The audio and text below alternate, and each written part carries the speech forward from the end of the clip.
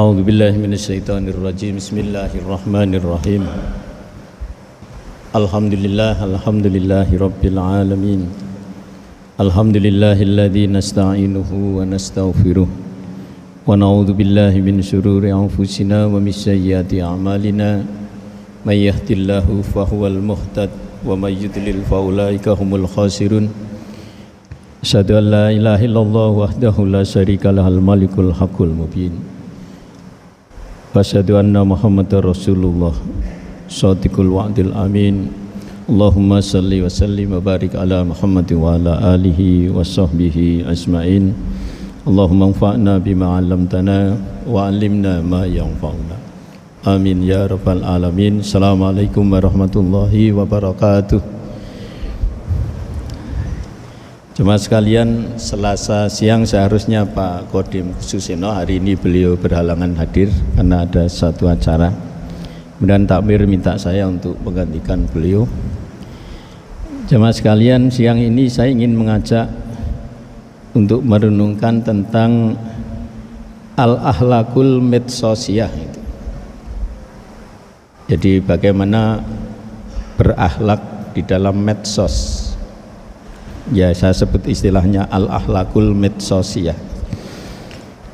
Setiap kita punya HP zaman sekarang ini. Setiap kita komunikasi menggunakan HP, bahkan kita punya smartphone ya, untuk nulis, untuk gambar, untuk musik dan sebagainya.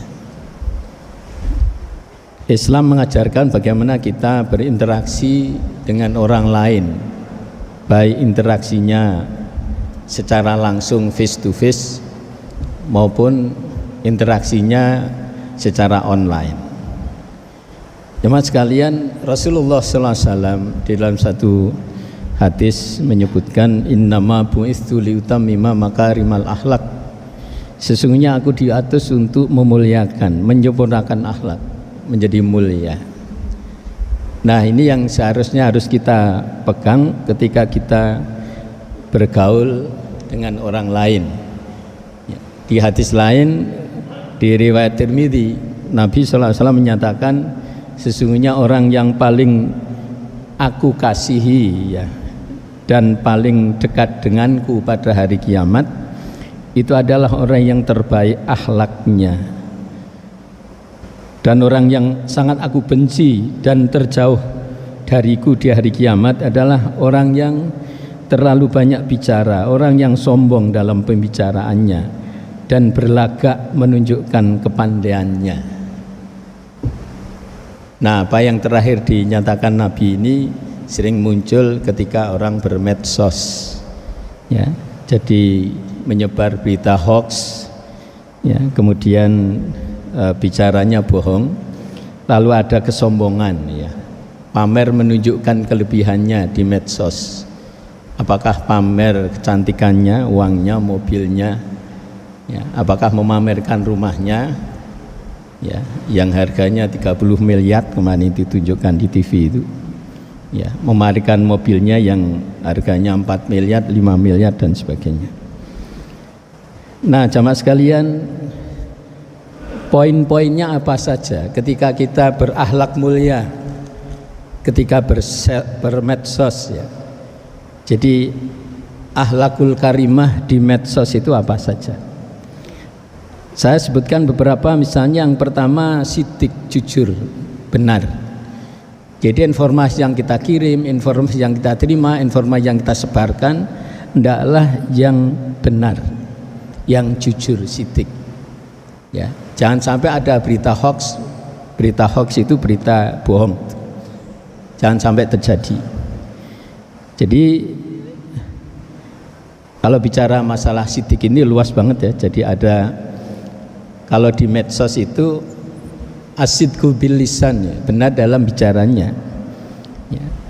Tentu juga asidqu bil qalb, asidqul qalb, jadi benar di dalam hatinya, hatinya ikhlas, hatinya khusyuk ya, hatinya qalbun salim, selamat dari penyakit hati misalnya.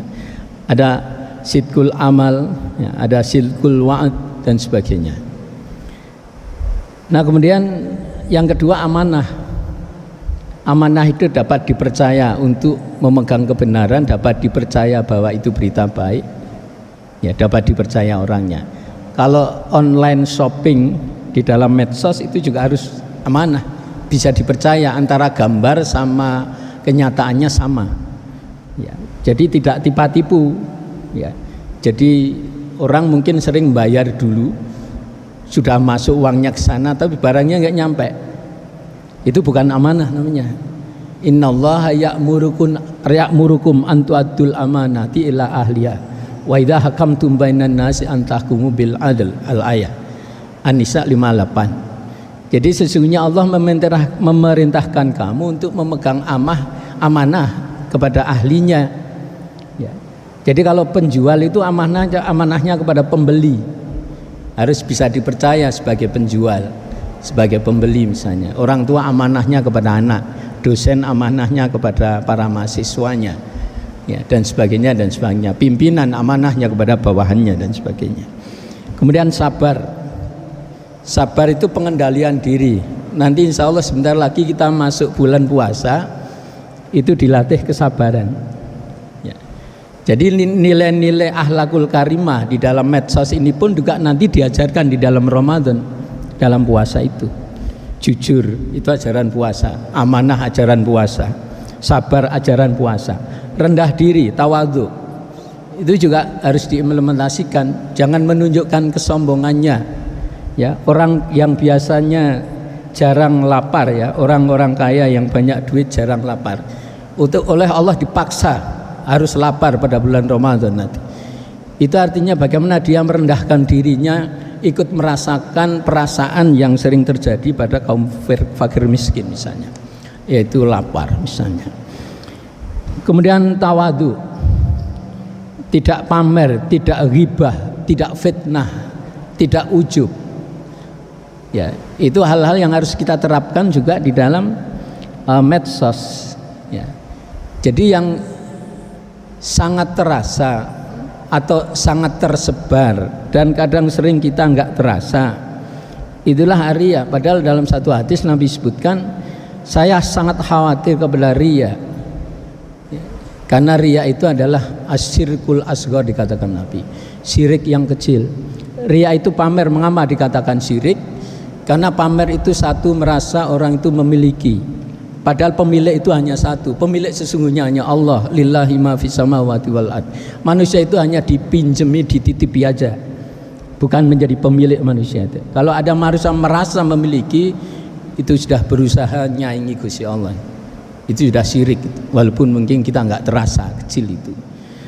Dan kemudian setelah merasa memiliki, dia tunjukkan ke orang lain. Ini pamer ini. Kalau sudah menunjukkan ke orang lain, biasanya merasa lebih. Merasa lebih itu namanya takabur. Padahal yang berhak sombong hanya Allah. Karena itu pakaian Allah. Dalam satu hadis disebutkan, sombong itu pakaiannya Allah. Kalau ada manusia meminjam pakaiannya Allah, dia nggak akan masuk surga.